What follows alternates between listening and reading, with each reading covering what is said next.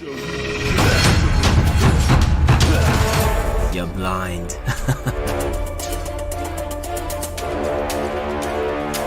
You're trying to escape from here, aren't you? I want to see how far you can make it before your head is chopped off.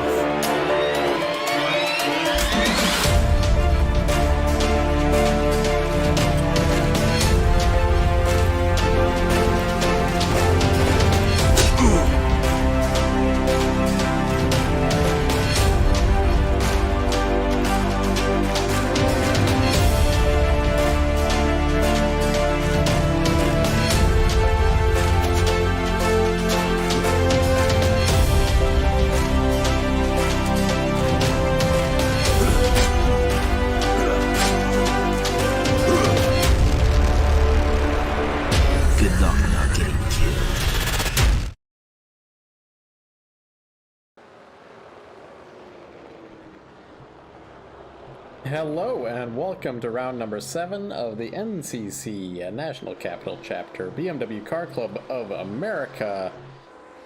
For Race First, this is Matt Houston. We're here from Okayama International Circuit all the way from Japan.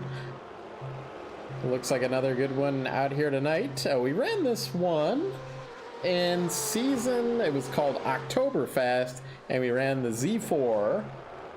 Z4 if you're European, and that short little season that we did as a kind of a preview, broadcasting this series back 10 months or so ago, and here we are back once again. This is a track that Formula One actually ran. It was the Pacific Grand Prix in the 1990s. And so let's take a lap round here if we can.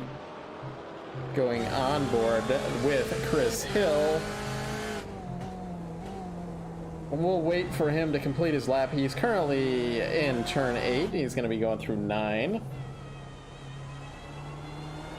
Hopefully he completes his lap and gives us a tour of this course.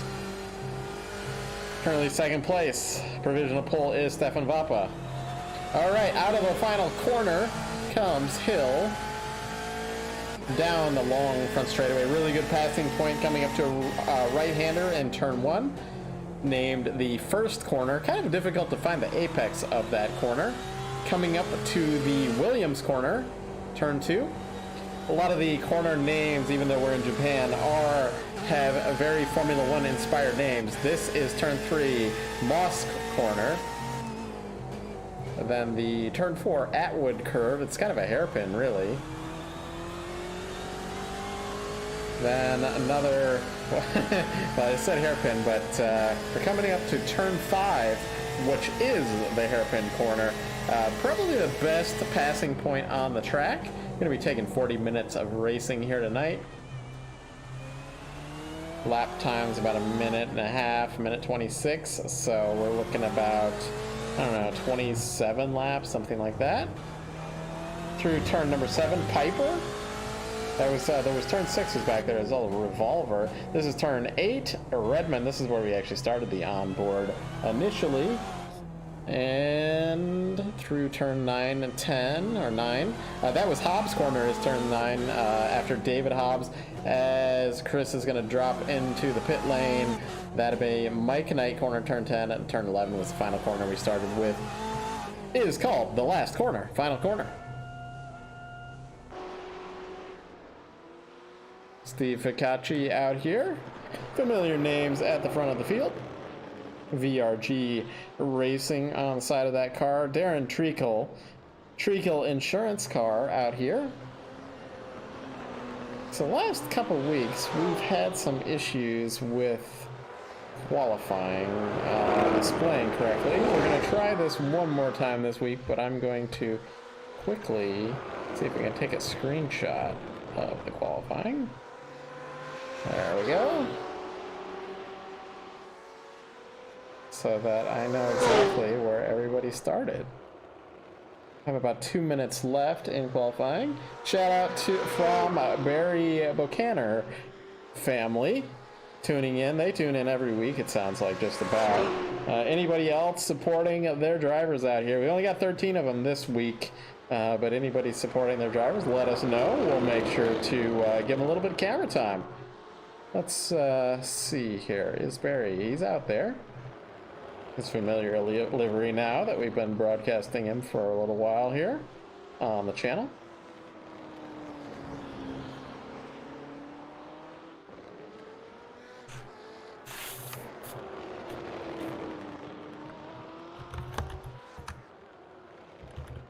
All right, I was just making sure that. So, getting the grid up here, are we going to show that correctly? We are showing, we're not showing the speeds though, but we do have it correctly otherwise. We have Chris Hill on the pole, followed by Steve Ficacci, Stefan Vappa, P3, Darren Treakle, Dean Tulin, Igor Soiker, P6. Good qualifying attempt by Igor there. Barry Buchanan there, a great run. Aspen Belvin, P8. Perry Duncan, Peter Yerxa, Scott Kim, Jesse Brennan, and that's going to round out the field with only 12 cars. We had one other car, Stover. Not sure why he's not showing. Oh, it might have reset something on us. Yeah, we've got one more car in Stover there. Leaderboard, we got about 15 seconds left here, and we will be starting this 40-minute race here tonight. Shout out to some of our sponsors. Probably have plenty of time to cover some of those sponsors here before we go green. We've got the Treakle Insurance. Treakle Insurance Agency is an independent insurance agency offering auto, home, business, and life insurance. And they teamed up with Hagerty Insurance to provide collector car coverage as well as race day or track day coverage, race car and track day coverage. You can visit their website, treakleinsurance.com. The other one on there is Beltway Brewing Company, located in Sterling, Virginia. Proudly represent the DMV. And they have a unique IPAs, lager, sour, stouts, and even seltzers. And they have flights and empanadas by Peruvian Brothers now available over in that tap room. Bring up that. And you can go ahead and visit their website, beltwaybrewco.com. You can also head on over to the social medias, all the Facebook, Twitter, and Instagram. Maybe even, and if they're not, maybe they're on TikTok, who knows. Beltway Brew Co. at Beltway Brew Co. And then, of course, SEO Mike, our new one this season. SEO Mike, they specialize in organic search engine optimization. They've been doing that for 24 years, and during that time, they've helped over 4,000 websites in a variety of industries achieve strong rankings in search engines, leading to growth in traffic, sales, and revenue. So that's like what every business is going to want. Get emails from that kind of stuff every day. But SEO Mike, that's who you want to go with.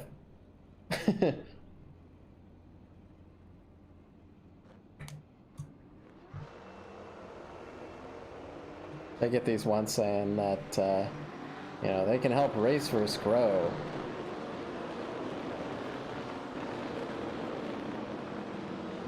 I think we're just fine, thank you.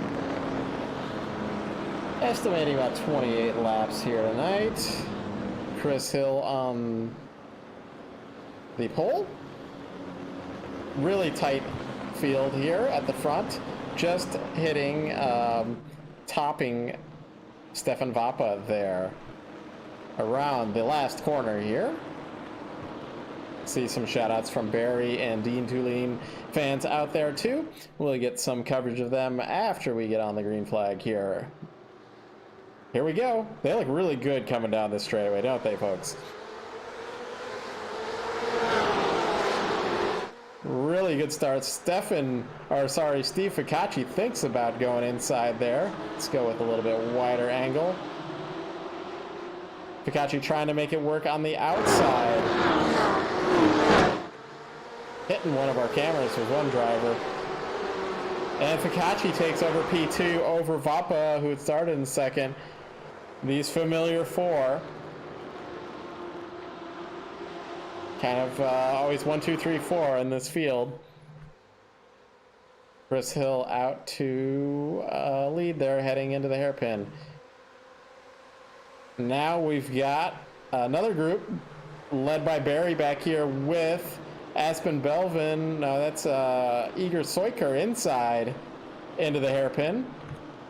Like I said, that's the best passing plate. Oh, a little bit of contact, side door damage, or door bang in between. I think that was Perry Duncan and Barry Bokaner. The other driver we want to look at is Dean Tulane. He's already up to 6th position.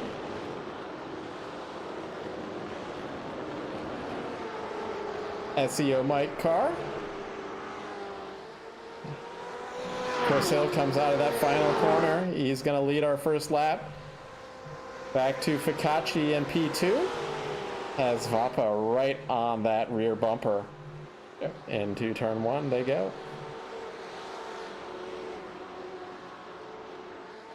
I heard some car on the pit lane, but that is just the pace car.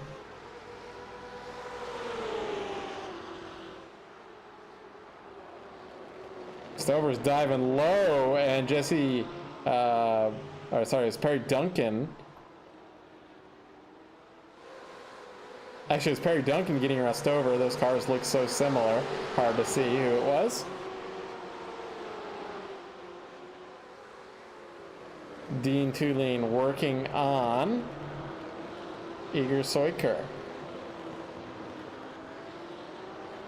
So as I was saying earlier, this is a track they ran back in October, but this is actually one of what they call a free track on the iRacing service.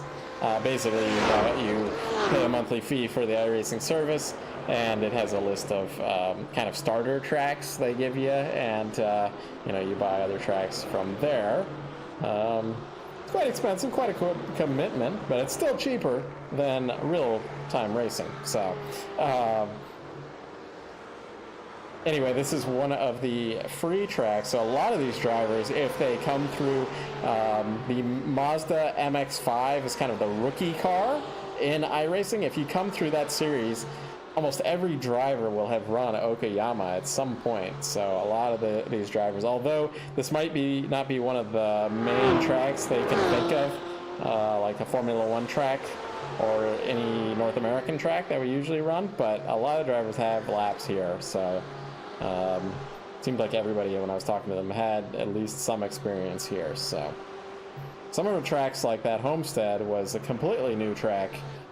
As I see Scott Kim in 10th, working on Aspen Belvin in that Dale Earnhardt Intimidator livery, which coincidentally I was just running in a Indy Pro 2000 race. Actually, that should be ending. It might have just ended.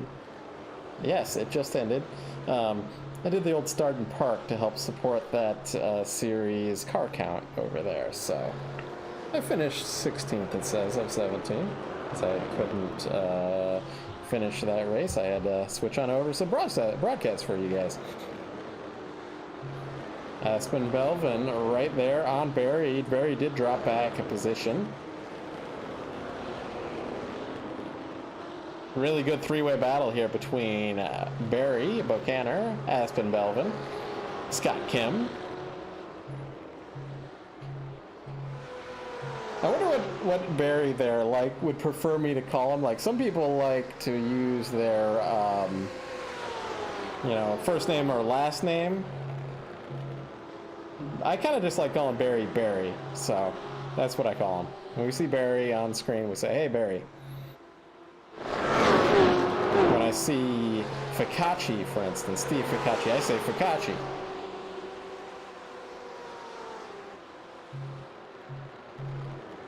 Aspen Belvin working on Barry there in P8. Heading on to the front just to have a quick look at what's going on here. We have Hill about a second ahead. Fikachi there in P2. Stefan Vapa there in P3, putting the pressure on. So Stefan last week, he's been fast all season in qualifying. But last week was about the first race he really kind of put together the entire race. Got on that podium, we got to talk to him. So I think he's getting used to the kind of managing his tires through these races.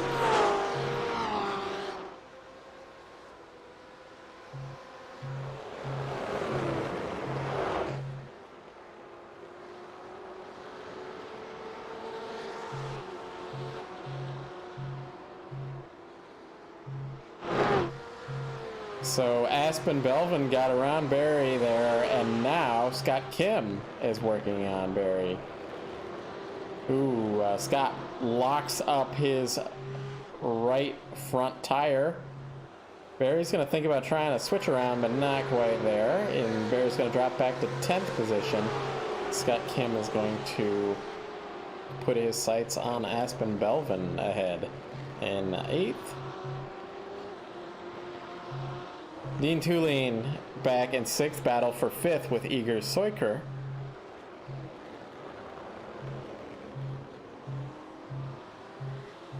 Some good battles through the field here, but things are going to spread out here. We're only, 7 minutes into a 40-minute race. We got 33 minutes. Things are going to spread out a little bit here with a smaller field of tonight at 13 cars.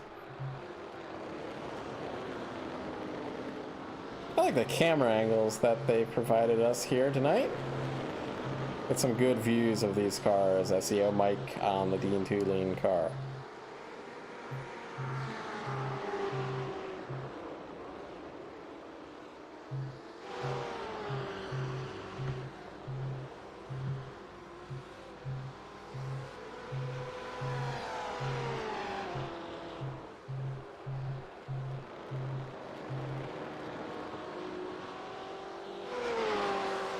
Heading to the battle for 2nd position as Chris Hill is just gapping about a 1.5 seconds at this point in the lead up there.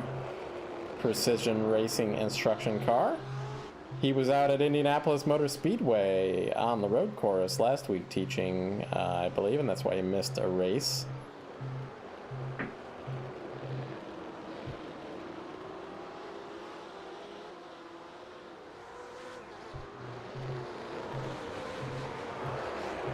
Darren Treakle Insurance in P4 there.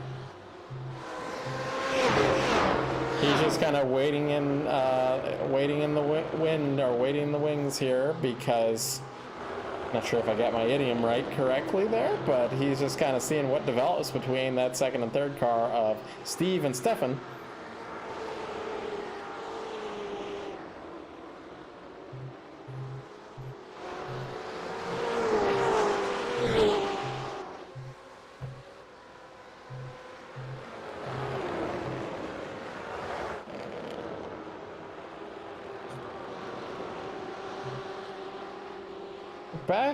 So Peter Yerxa had to do an early pit stop here. He's back in 13th. Everybody's gonna have to pit at some point, though.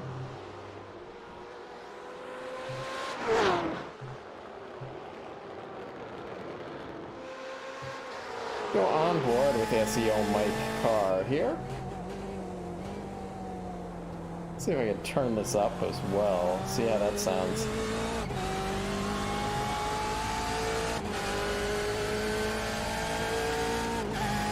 Hear that engine of these BMW M8s GTE.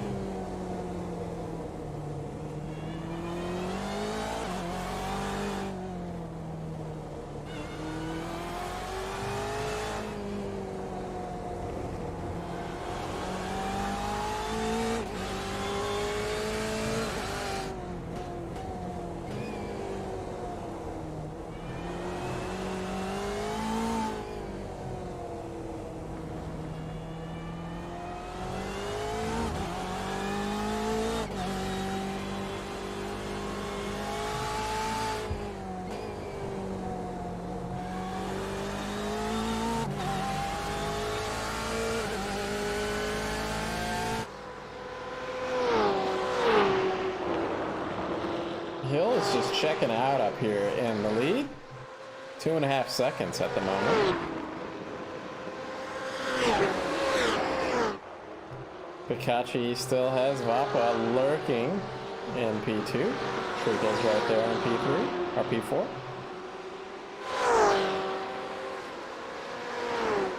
Aspen Belvin has caught Jesse Brennan for that 7th position, that interview position. And he's going to get by. Didn't even get a replay of that. It was a little bit difficult to see on that pass. See how we set it up here.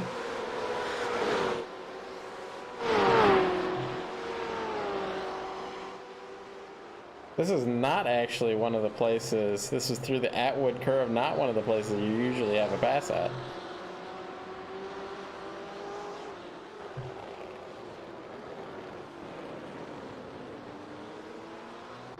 But now we're gonna have Scott Kim trying to make some ground up. Trying to get into that 7th spot for that wild card interview position.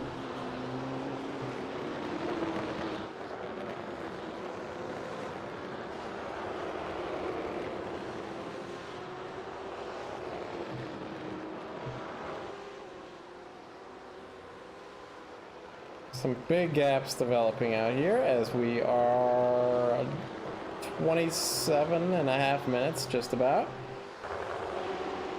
12.5 minutes into this race. About 1/3 of the way through. Battle for these podium positions here are really tight between these drivers here.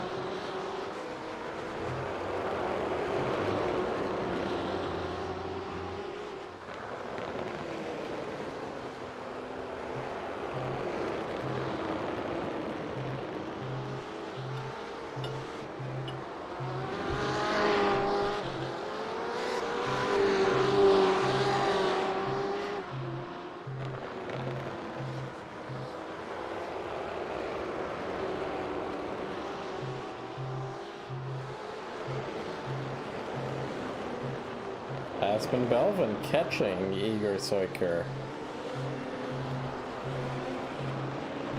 in P6. Jesse Brennan isn't that far back from this group though, and neither is Scott Kim. Just one mistake and these drivers can shuffle. Let's go on board with Darren Treakle Insurance car. So these cars don't have ABS brakes. They have to modulate that brake pedal on their own, but they do have what is called traction control. That's a computer that tries to prevent the rear tires from spinning under acceleration. And you can kind of hear it. It's like this rumble sound, and it turns on and off.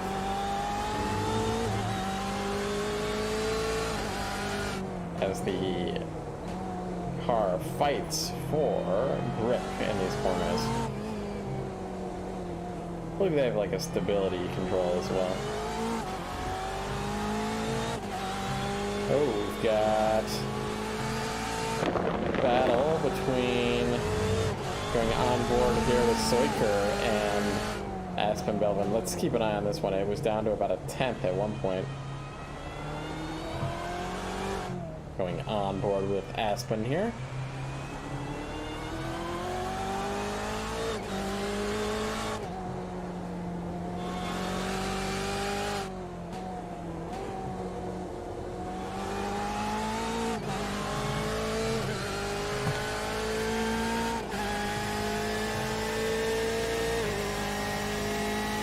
About 3-second lead for Hill over Fikachi back there.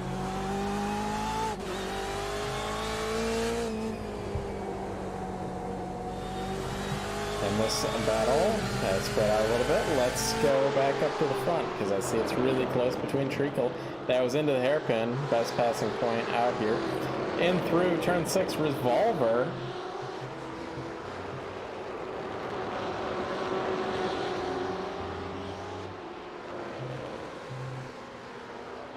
These corner names are an interesting one out here.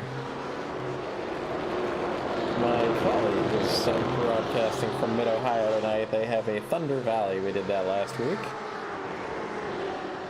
One of my favorite corner names. When you're designing a track, you have to come up with some interesting names for your corners. That's something to keep in mind if you're a track designer out there. Perry Duncan has caught up to Barry Bocaner here. Let's give Perry an onboard. Perry dropped back a couple positions here, trying to make his way. Oh, as he gets a little bit caught out there. Hopefully he doesn't have the broadcast on. And broadcaster's curse there. But if they actually have it on while they're driving, I don't think that's a broadcaster curse. That's just ill-advised. Heading back up to P4. This battle between Treakle and Stefan here is heating up.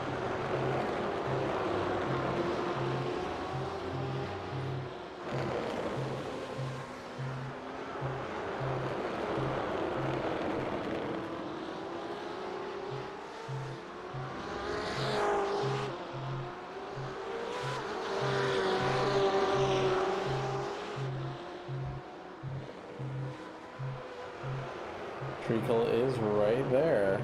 Let's look at Aspen Belvin back here, though.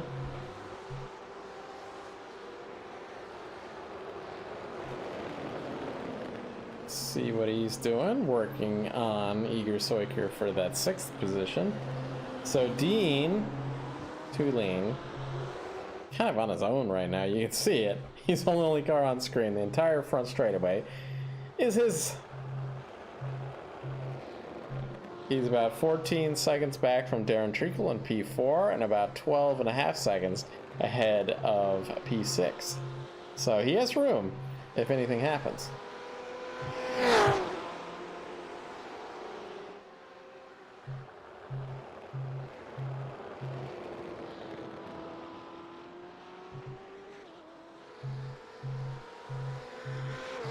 We're coming up to about halfway through this thing, though.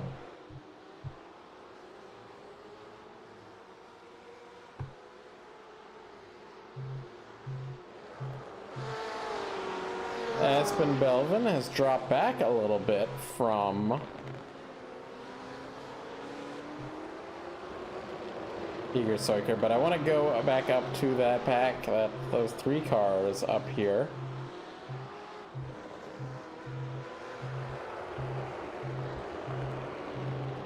As they apply pressure to one another, Chris Hill up there in P1, as you can see at the bottom of the screen, just keeps continuing on.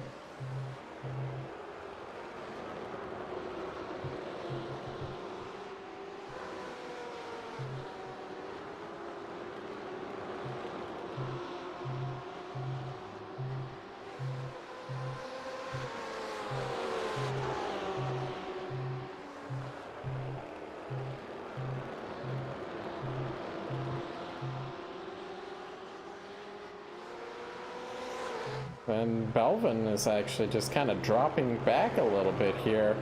Scott Kim can see that 7th place interview up ahead, and he's going to try to get it.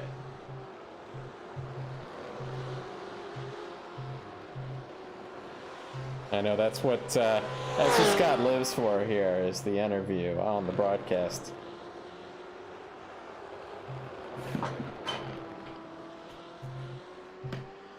$20 minutes. Completed 20 minutes to go in this one here. Perry Duncan has caught up to Jesse Brannon.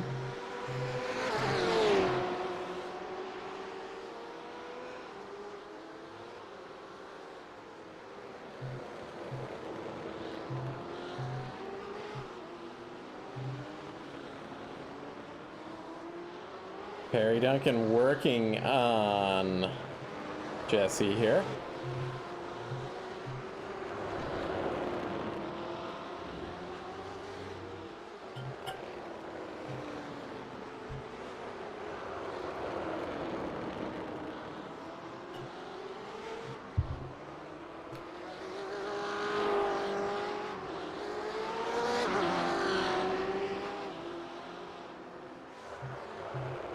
hard through these final corners here. Last two corners of the track, last corner. Oh, and Jesse goes a little wide. That gives an opportunity to Perry Duncan.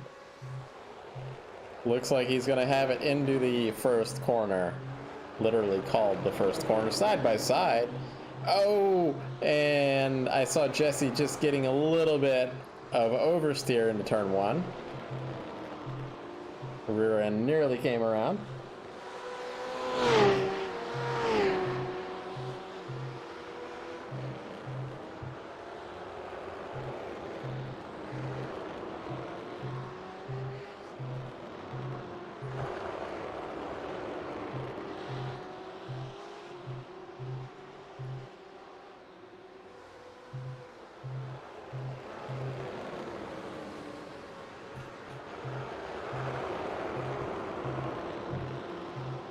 Stefan Vapa still staying on Fikachi up here. Putting the pressure on as... Okay. Just looking. Scott Kim gets around Belvin. There was an issue there. Let's see if we can go find it. I'm just going to rewind this to see if we can... Yeah, so Belvin had an issue over the curbs.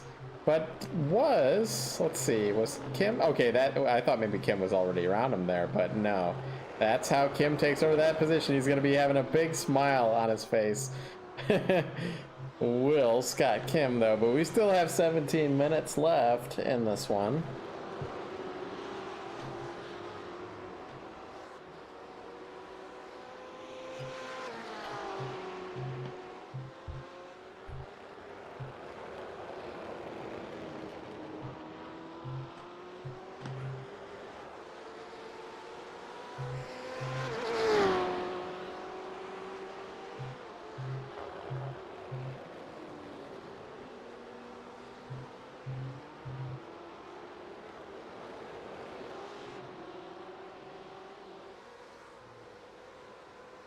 That lead for Hill is just maintained at that 3.5 seconds. We might be having pit stops coming up soon as well. We do have open setups this season, so everybody's having a little bit different takes on everything that's going on out here in terms of what setups they're running. Really tight between second through fourth here. Perry Duncan, Jesse Brandon got back around him, so Perry Duncan still, and he's gonna go ahead and head to the pit lane though. Actually, the first car to do it here.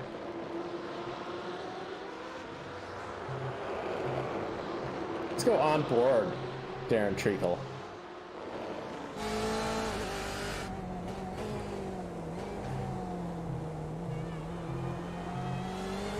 Vapa right there.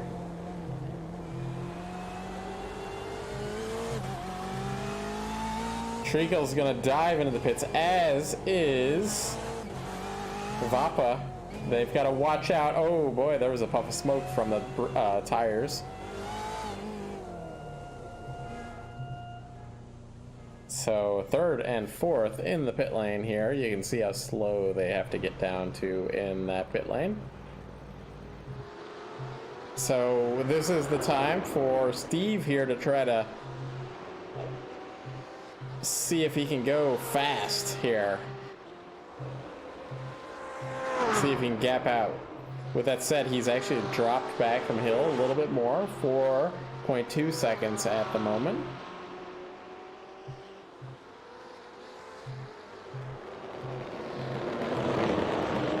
Stefan Vapa and Darren Treakle come out of the pits here.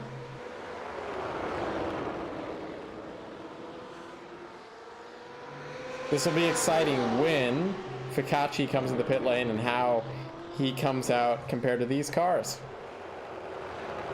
I feel like Fikachi is actually faster than Vapa is faster than Fikachi. So we'll see if this tactic in the pits will help him out any. Yerxa and Bokaner are in the pits as well. Sorry, Yerxa's already out. Well, he took his pit stop early on. Other cars hitting pit lane. That is Hill. That is Fikachi. So we're gonna have a look at Vapa here and how he comes out. It's not gonna be a battle for the lead unless something really bad happens to Hill. It's gonna be a battle for that second spot between Fikachi, Vapa, and Treakle. Through the final corner here comes Vapa.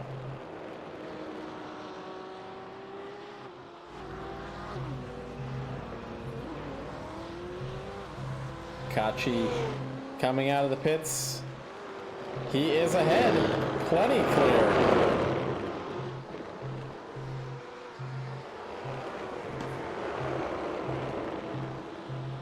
Pretty much matching pits for these guys.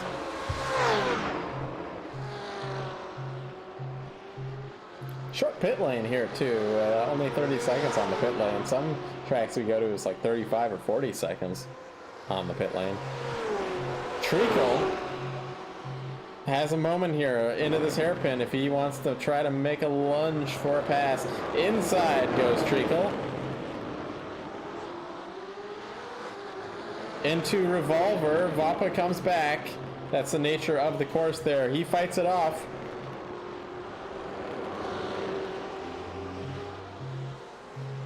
Hopefully nobody's triggered by the corner of Revolver.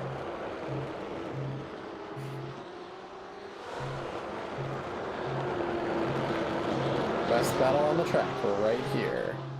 Let's see if we can do something like that. Here we go.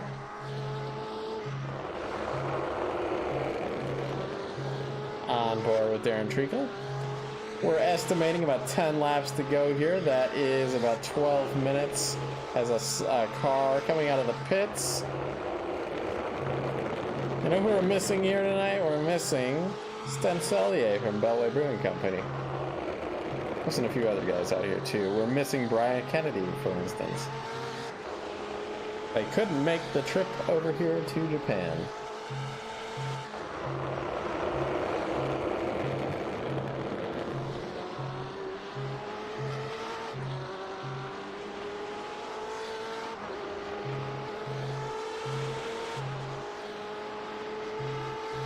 The battle is still just as tight as it was before the pit stops here. Treakle is closer with Vapa though.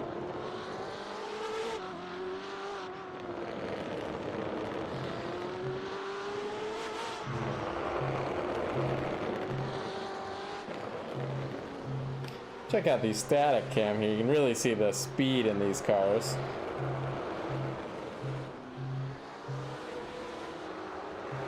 Hill's up to a 5-second lead at the moment.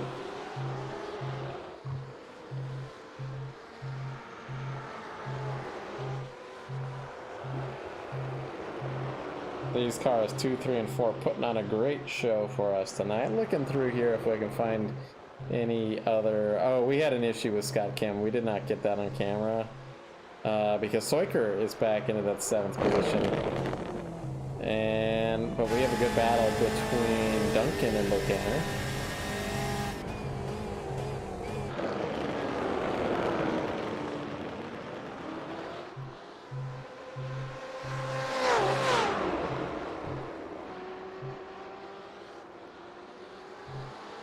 We can also look back from Fikachi's car back to the battle for 3rd and 4th. Treakle did have a good run on the Vapa there.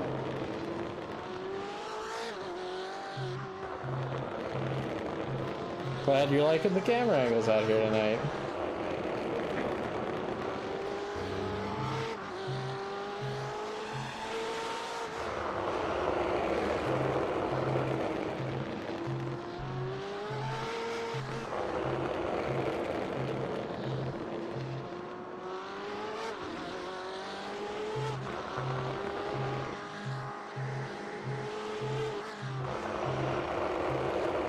You can hear that is a little bit of that stability and traction control through the corners for Fikachi there. I'm gonna head back to Barry here, same camera angle, because Perry Duncan is putting some pressure on there.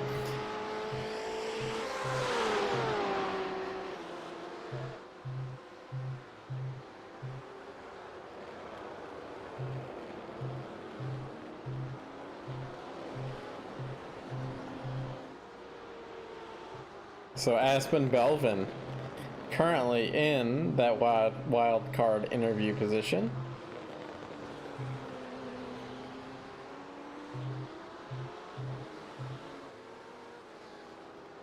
Oh, we've got Vapa. Oh, he thinks about, almost dives it in there. We caught the tail end of that. Let's see if he can make anything work. I want to actually get a replay of that. We came to it really late.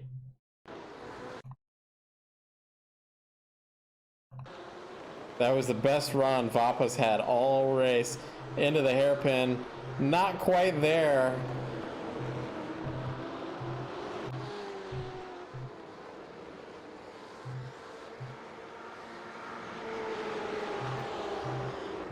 See what he can do in the closing laps here.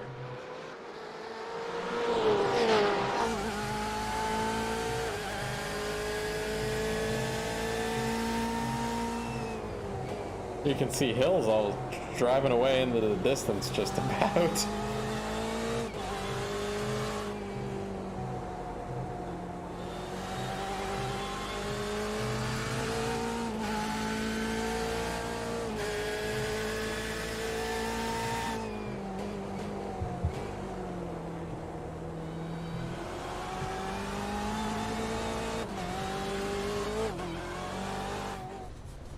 Perry Duncan having a little issue here.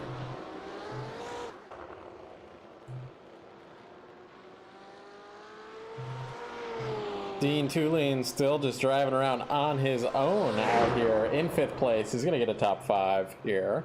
Well, if he keeps it on track for the next 6.5 minutes. 6 laps to go. It's going to be shorter than that. It's going to be about 5 laps to go. I wish this didn't estimate incorrectly on these.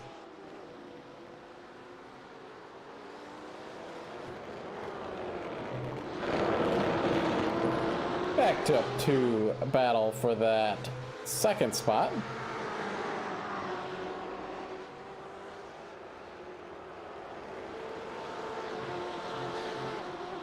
Ooh, a little bit wide there for Fikachi. I think he keeps it going though.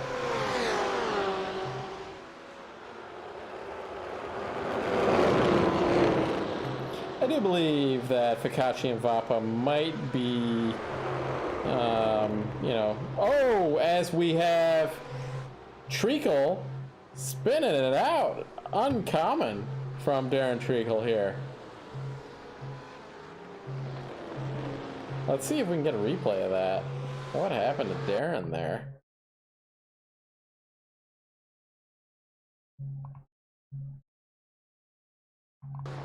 Did he drop a tire in there? Just a little bit into the grass. Sends the car around. I've done that before actually in the MX-5. So let's see here. You just see this little bit in the grass, and then he's hitting the brakes a little bit too. Rear end comes around from that. So that is not what you want on that, but he keeps it off of the barrier. And that's the other part of this thing. I think he did. He kept it off the barrier. Gets it back going in that 4th spot. So that leaves Vapa unthreatened as we have a car looking like a stock car from the Daytona 500 back there. That might have been Stover. But it leaves Vapa unchecked here. No pressure from behind. Put the pressure forward.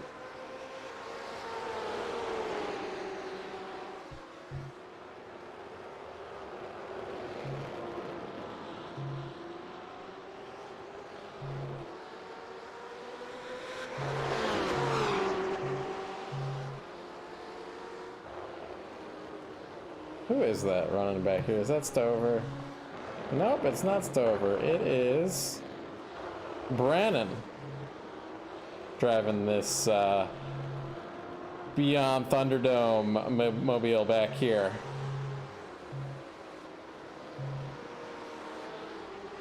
Looking good.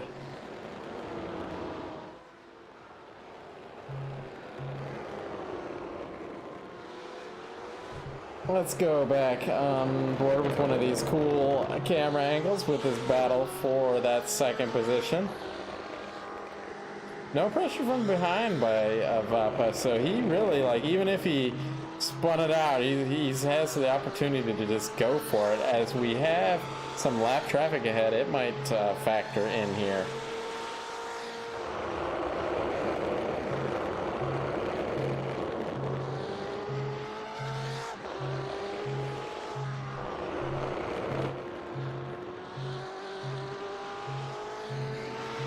We've got camera angles all over these cars out here, and we're making use of them today.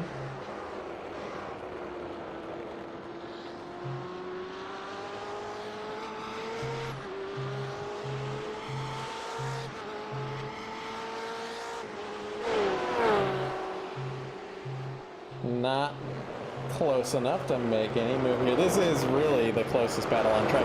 Let me just go through the field here, get everybody have some views. Hill here in P1. Pikachi, we've been watching him the whole time with Vapa there in P3. Darren just had that Spinola there in P4. Dean Tulane, we've looked at him a bit. SEO Mike Carr in P5. Igor Soiker in P6.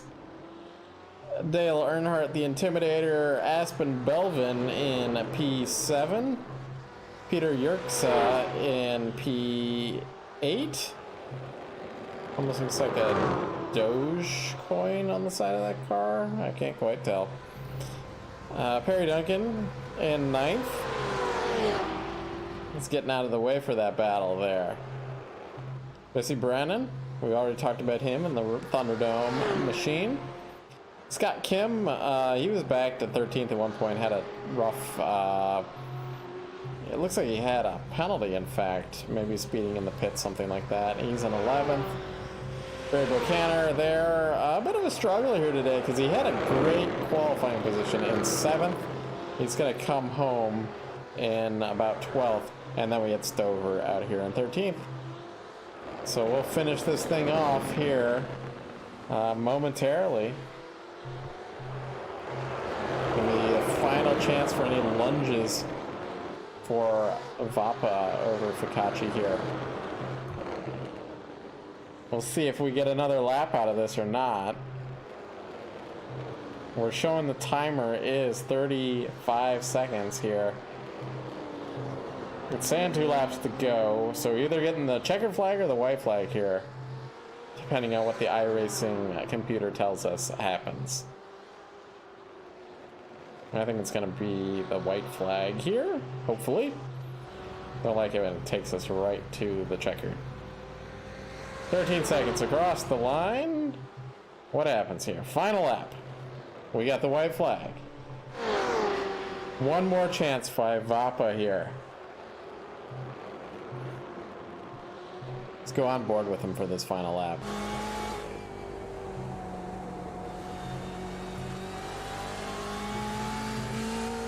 If he's going to do it, it's not going to be this one, but he's going to set up for it into this 180-degree long corner, and he's going to set up for the next one that's going to be a hairpin and give it all he's got. Not quite there, but let's see what happens. Hard braking into what is actually the hairpin. Very difficult to make passes when drivers are so close to each other.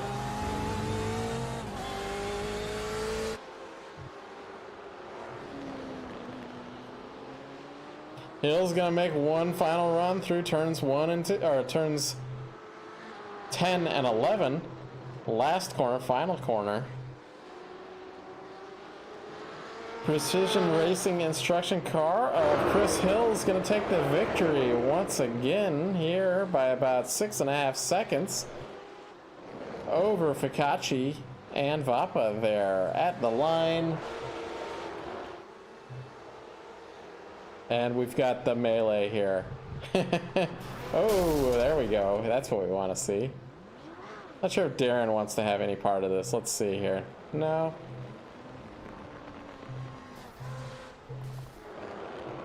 Let's see what Dean wants here.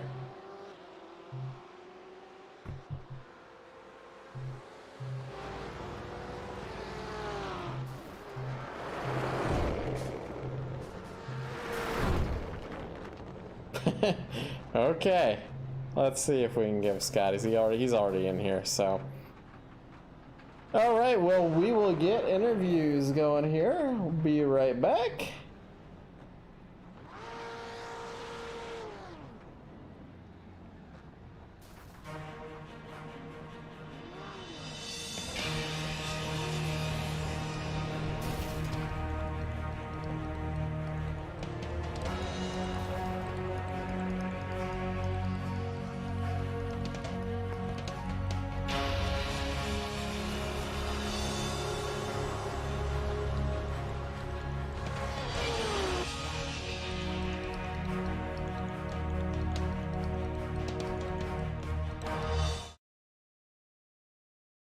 All right, we are back. Let's see who we have out here.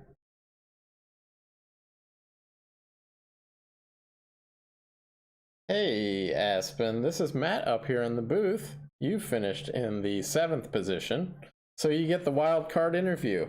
Have a Hey, there we go. Well, tell me about your race, and then also I want to know about your choice of livery here. So the race was pretty good. I got a little bit of front end damage right off the bat, so that hurt me a little bit on the straights. Mm-hmm. But other than that, it's pretty solid race until I dropped a tire. I can't remember what. Yeah, we got that on the. Unfortunately, got it on the camera. So yeah. I was trying to push it a little bit harder to catch up to Igor, and yep, a little too much there. But no, it felt like my car was just locking up everywhere, and it was really hard to back off the brakes a little bit. But no, I went with the Dale Earnhardt livery because I'm prominently oval with most of the racing, but now it's kind of gotten a little funky with the oval crowd, so I've kind of just taken a step back and pretty much just run whatever. Yeah, I do some ovals over in the IndyCar myself, but I kind of just end up enjoying the road course stuff. It's more calm, is what I always find it out. But yeah, it's kind of a unique livery. I always make mention of it every race because it's not a normal livery that you'd see on a BMW. Oh yeah, I was just like, got to pick something that stands out and that's different. It really does. So, well, great run here. You've had some other good runs in the season. And back, so between the M4, I think it's the M4 prototype, and this car, which one do you prefer? You're talking about locking up, but that car over there has the ABS brakes, whereas this one does not. So I wonder if I'm a little mixed between these. Like the M4 was pretty decent when we were doing the Nürburgring 24. Mm-hmm. But there's also little parts about it that I didn't like. It felt like there was not a whole lot of torque behind it. I mean, obviously it's a GT3, but it just felt like it lacked that get up and go that I like from this car. Yeah. And you're just sitting there like, come on. Yeah, these guys have a little bit more power behind them. Yeah, and I mean, there's a trade-off. The M8's obviously feels heavier, and it's a big boy too. Mm-hmm. But the M4 is also... from some of the setups that I've ran, I've noticed that they tend to push late in the run. Okay. A little bit more exaggerated than the M8, I think. Yeah, I'm not a fan of a car or a setup that is going to have a lot of understeer late in the run. Oh, no. Yeah. Well, great run here today. So next week we're going to Road Atlanta, I think. Let's see. Double check. Home track. Well, there you go. So any thoughts going there? And any thank yous, shout outs, sponsors, anybody watching you want to give a shout out to? Oh yeah, definitely. Shout out to everybody that's watching. I think a buddy of mine that's watching right now. So shout out to him. Shout out to everybody that puts this on every Thursday night. I mean, I haven't been around a whole lot. I've been kind of hit or miss lately, especially in the past year. But now I've been able to run this, and I can't be more happy to run with such a good group of guys. Everybody seems like they have a good time, Yeah. and you gotta love the end of the race, especially when we all just pile into the fence over here and kick field goals. Yeah, we got some good ones on the broadcast today. I don't think you got everything though, but anyway, we'll see you next week at Road Atlanta, and you have a good one till then. Hey, you too. Take care. You too. All right. Well, I was getting our wild card first, so let's see. We'll get Chris Hill up here. Hey, Chris. This is Matt up in the booth. Got a copy? Hey, Matt. How's it going? Good. Well, pretty straightforward race for you. You had a commanding victory, almost back to like Homestead. Maybe you had Homestead, you had a little bit more, but you qualified P1. You really had no threat. You ended up 6.5 seconds ahead of Steve back there. Tell me about your race from your perspective, though. Yeah, it was. It was interesting because definitely through practice, I felt like I saw an advantage in pace, and then I thought for sure it was going to be a pretty easy deal going qualifying, and then it wasn't for sure. I mean, in qualifying, Stefan ended up jumping ahead of me there for a bit, and I ended up having to go for a last-ditch effort to get pole back, and I figured it was going to be a lot closer through the race. Like I figured they found something just because of their pace and pickup and qualifying, but I guess I just kind of literally by dumb luck, I want to say stumbled onto the right setup, because last night I got in just at the last second and just grabbed a setup, and it ended up being pretty dang good, all things considered. And I think it ended up just being something they couldn't whatever they started with. I don't think they had all the pieces to the puzzle that one that had. So I mean, they were so close to each other. When you're in a battle with somebody, you actually drive slower in the end. So maybe it was a little bit of that. Because they. Yeah, and I just like last night, I noticed I had a little bit of a straight line advantage over Steve when we were doing the practice race last night, and then there were sections that he definitely had a pace advantage, but there was for some reason it was kind of like mid speed corners and then definitely straightaway speed for some reason. So I think it was one of those things that they chose probably a different starting setup, and then they were just too far away from where this one I grabbed was, because and literally if you look at it, it's average time of 0.2 of a second, which is about what the gap ended up being. And it's probably just in the right spot, found a couple tenths. So but it's still an enjoyable race. It was it was a different challenge, because it's not, even though you got a pace advantage to get away, it's not easy to just keep clicking off the laps when there's not the pressure right there. It's very easy to start losing focus, and had a moment or two where I it could have gone much worse, and I had to get myself back in line and keep the focus. So it was, but glad to be back after missing last week and pull off another win. That was cool. I don't know if we're supposed to talk about this, and it's not even exactly related to you, but out at the Indianapolis Motor Speedway road course, this weekend, they're doing some sort of, it's apparently unpublished. They're doing some sort of Ferrari challenge thing out there. Yeah, they were setting up for it. You were doing, but yeah.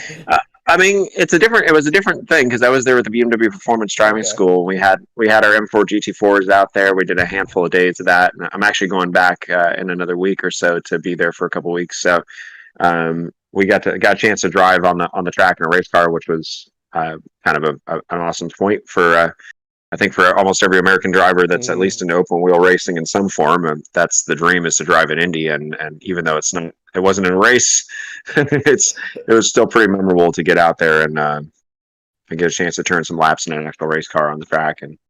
And so yeah, I did see them setting up for Ferrari Challenge, though. They had the big flags and the bleachers and all that kind of stuff. So I think they've got that this weekend, and then I think it's next weekend we get back out there and start taking the track back over for another couple of weeks, and should be it should be another couple weeks of fun. So, Well, sounds good. It's good that they're doing stuff out there. So, like, Penske bought the track a couple of years ago now, or a year and a half ago now, and it sounds like he's, he's trying to make some money out there with the track rather than it's just sitting there for 10 months of the year. Anyway, for sure. Good run here. Seeing you back next week. We're at Road Atlanta. Any thoughts there? And then any shout outs, any thank yous, and obviously sponsors. For sure. Yeah, I mean, I definitely look forward to next week. It's funny, Road Atlanta is a track that I've kind of had a love-hate relationship with in the sim. I haven't been there in person yet, but in the sim, somehow I end up usually finding pretty good pace there, even though there's some sections that I just still don't like. I don't ever feel good there, but I'm reasonably fast there. So it'll be fun next week. I'm definitely looking forward to the race, and always always got to start off with thanking the wife, of course, because got to thank the biggest sponsor, of course, and then always have to mention our precision racing instruction business. So I've been doing this thing as a professional driving instructor for 22, 23 years, something like that now. And I also I work obviously full time at the BMW Performance Center, but I do have the ability at times to go out and work with people with their own personal vehicles, and also do stuff on the sim, and got a chance to work with one or two guys in the league here a little bit and help them out, which has always been fun, and it's definitely something that I enjoy doing. So if anybody's looking to fine tune their skills wherever it may be, look us up on either Instagram or Facebook at Precision Racing Instruction, and so we'll see what we can do to help you out. Sounds so good. Always big thanks to Scott and for putting on a great league, and of course the sponsors of the league too. I think I always forget to mention them, but of course Treakle Insurance and all the others that was SEO Mike and a couple others that are obviously sponsored this, which is great that we now have we have the broadcast, which is really fun to be able to share this with friends and family and all of that. So thanks for putting it on too. Sounds good. As always, we will see you next week at Road Atlanta. Sounds great. Have a good one. Yeah, you too. All right. All right. We will bring up Steve here. Hey, Steve. This is Matt up in the booth. Got a copy? You. I think I heard something. Were you there? Hang on. Yep. Okay, there I go. My face is probably the problem. Okay, got you now. Well, you started P2, you finished P2. 3. That sounds really like it wasn't very exciting, but... No, I started second row, okay, and then... my information is given to me. That's fine. You had, now that you say that, you had a really good start, is what it was. You knew Actually, we had a little contact with Stefan in turn 1. Fortunately, we both got out of it okay, but it allowed Chris to kind of get a little bit of a gap. I don't know if it would have mattered. Chris seemed like he was about 1,500, 0.2 faster than me. The whole race. I mean, I didn't make any big mistakes. He didn't make any big mistakes, and he just very slowly kind of like put a car length on me every lap, and that's kind of all I could do. Yeah, I mean, you had Stefan there pressuring you the entire race, though. Yeah. I almost felt like he might have been faster, and when that whole pit stop sequence happened, I was like, I thought he might get ahead of you. Just it was going to be closer than it was anyway, because you were plenty ahead of him. It seemed like. I mean, relative, he was. You were 0.75 of a second in racing terms. Yeah. That still isn't very much, but you never know how that works out. I mean, especially here, it's a tricky, complicated pit in, so you can lose or gain a lot of time. So I thought I hit it pretty good. I know I slowed down a little bit too early. I was on the rev limiter before the pit lane opening, but I took not too much fuel, maybe like a half a gallon too much, which really is pretty good. So I was actually surprised I didn't have more of a gap. So he must have did pretty well on his end.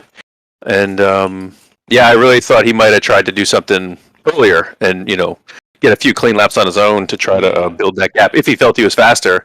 But when you're close like that, it's hard because you imagine when you're that close to a car, you're probably getting 2-3 tenths toe at least a lap.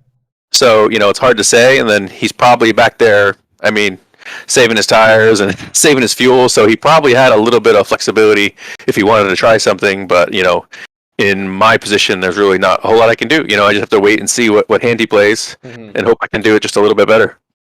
That's right. Well, you did it, and it was a good run. I think into that hairpin corner, he had a good run on you. It was like about once, maybe halfway through the race, Mm-hmm. but you were able to. The next corner was a left-hander, so you were kind of able to, had the better lines for all that. So it really wasn't there, but. Well, I was struggling on the straightaway, the corner before that up the hill, that right-hander. Mm-hmm.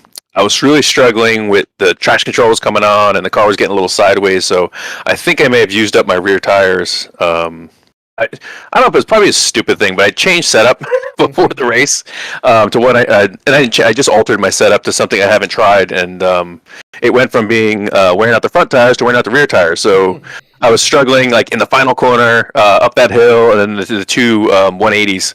The car just really didn't want to put the power down as fast as I was hoping it would.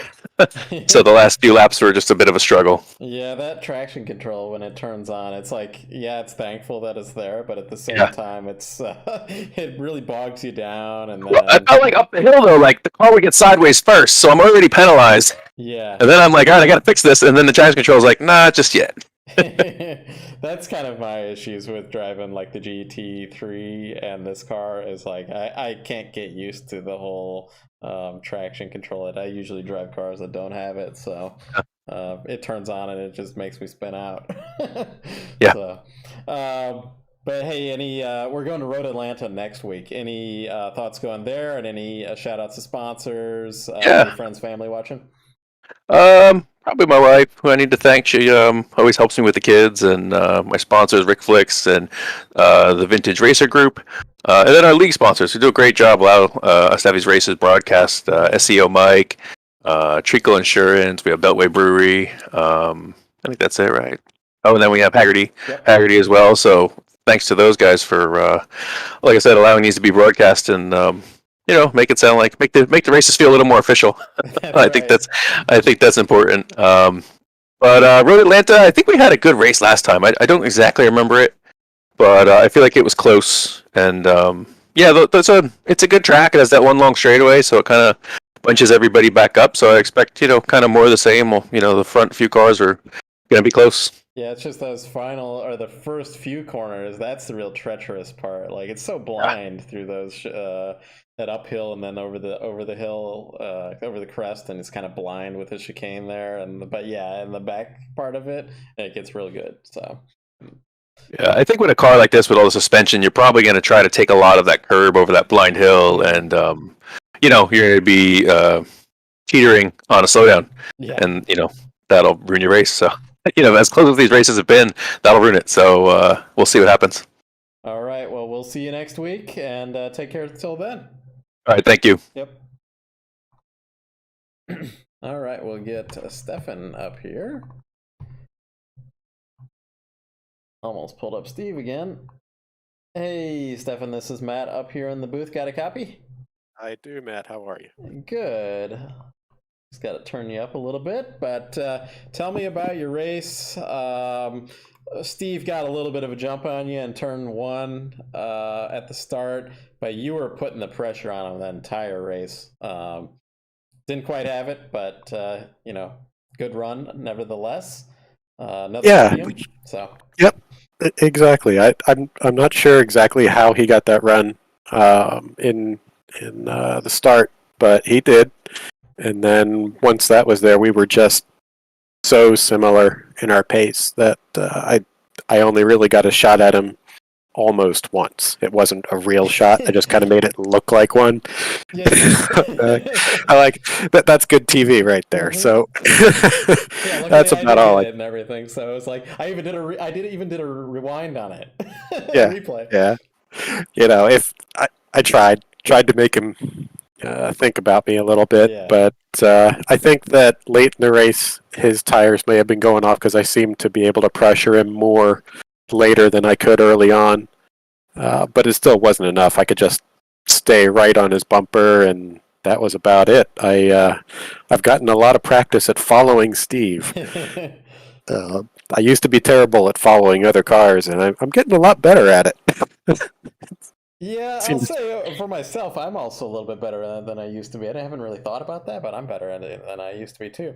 But yeah, you. So the pit stop was interesting because I thought I did feel like you were faster than him, and so I was keeping an eye on that when then you had your out lap, and then he pit. But in the end, it was kind of just the same. But it was back to where it was. He did say that he was having some rear tire issues near the end, so get some you get this traction control kind of too late to come on, and it's sliding, and so he was kind of struggling with that. But it's so hard to pass in these cars. So yeah, they really don't make a big hole in the air. Yeah. They're too slippery, and they're too slippery, and they have too much power. So they eat the straightaways up, and they don't make a big hole in the air. So there's not much time to make a pass that way. So I think that in order to make a pass, I mean, they talk about this in Formula One and IndyCar. They figure you have to be so many tenths or so many seconds faster than the car ahead of you to be able to pull it off. And I think that if you look at our qualifying times and you look at our lap times, there just wasn't that difference unless one of us made a mistake and he either got a gap or I managed to take advantage of it. He made some tiny ones. He might go a little wide or slide a little out on the acceleration, but it never really opened up a whole car's. So yeah, great race from him. I also had to keep my eye on Darren, which didn't make it easy. He got he got a little. He dropped a tire at some point, but Yeah, I saw that. We were watching a replay, and I think he got a little anxious because the straightaway just before that, he had started flashing his lights at me. I'm thinking, funny guy, Darren, funny guy. He thought you're holding him up. So, and he would get a really good run coming out of Atwood, which is that's the key corner on the track if there is one, and so it was difficult to fight him there and also try to chase down Steve. So I felt like I was kind of stuck in the middle. My lap times were paced by Steve's lap times, and Darren could take advantage of the draft that he was getting essentially off of both cars, and really close it up at the end of the main straight. So I guess it's called the back straight. But. Yeah, I was wondering if maybe that battle between you three just kind of let Chris, pull away. When you're battling with somebody, you inherently just drive maybe a little bit slower because you got that car right on your rear. But I don't know. He had it covered today. It was 6.5 seconds in the end ahead of you guys, but it was a great run. Yeah, I think he probably did have it. I haven't looked at his lap times yet, but we were running solid, consistent lap times, and the track did us a favor. It cooled down during this session, so it kept the lap times very similar all the way across. Helped with the tires, but I think Chris had found something somewhere to keep us back there, and even if we'd caught him, he would have had to make a big mistake. There's long straightaways here in that hairpin, but still, it's just something. It's so difficult to pass unless, like you said, unless somebody really had some major wheel spin back there at the Atwood corner or Atwood curve. Yeah. That's the only way you could do anything really. Anyway, so next week we're going to Road Atlanta. Any thoughts going there, and any shout outs, anybody watching, and any sponsors? Well, Road Atlanta, I'm going to miss. So I will be in Pittsburgh for the Pittsburgh Vintage Grand Prix, which will be my shout out for this week. Okay. If you happen, so Pittsburgh has a city park called Shenley Park. Okay. And it is a beautiful city park with curving, narrow roads with everything you would normally not want in a racetrack in terms of curbing and fire hydrants and light poles and stone walls and monuments and ponds and bridges and all this great stuff. But it has been a vintage race that's been going on there since, I think, 1983. Okay. And it is the only true vintage race in the country that is run on public roads, apart from like hill climbs. Okay. So if anybody is in the area and they are listening, stop by next weekend. It is free to spectate. It is free to walk down the pit lane and come talk to the drivers. I will be there with my father. I run a 68 Saab Sonnet with the roof cut off, and he runs a 59 Lotus 7. The Sonnet's yellow and the Lotus is red. So say hi, and you won't be sorry for coming out to see it. It is a spectacle. Very cool. Well, that's something. Other than that, I guess so. Check out those guys in Pittsburgh. You said I do know a couple of guys that are in Pennsylvania, but I don't know how close they are to Pittsburgh. But I'll mention it to them. Yeah. Check out pvgp.org. So that's the Pittsburgh Vintage Grand Prix.org, and it'll give you some sort of indication. You could also Google it for the videos that are on YouTube. There's a ton of them out there, and I'm in most of them. Sounds I've been good. going there for a long time, so and I sort of specialize in that event. It's a tricky one with a lot of risk involved, so it's right up my alley. Well, sounds good. Good luck out there. Be safe as well. Thank you. Racing is always dangerous, so be safe. Especially in old cars. That's right. So, yeah, take care and good luck, and we'll see you back in a couple of weeks then. Thank you, Matt. I appreciate it. Sounds good. All right. All right, that's it for us tonight. Let's go through our final grid here. Hopefully this is correct. Chris Hill, P1, Steve Ficacci, P2, Stefan Vapa, P3, Darren Treakle, P4, Dean Tulane, P5, Igor Soiker, P6, Aspen Belvin, we got an interview with him finally there in P7, Peter Yerkes, P8. We should have interviewed Peter last week, but he had some microphone issues. So Perry Duncan, P9, Jesse Brennan, P10, Scott Kim, P11, Barry Buchanan, P12, Matthew Stover in P13. So that will take us out for tonight. Thanks to all of our sponsors here. Treakle Insurance, Hagerty Insurance, they've partnered together, as we know. We also have SEO Mike and Beltway Brewing Company. Hopefully we get Sten Cellier back here next week, or anytime, whenever he likes to show up. But until then, we'll be back here every week. We're back here at 8:15 or so on a Thursday. We run also the RIL Reddit IndyCar League on Wednesday nights. Check those out, 8 o'clock. Take care, have a safe week, and we'll see you back.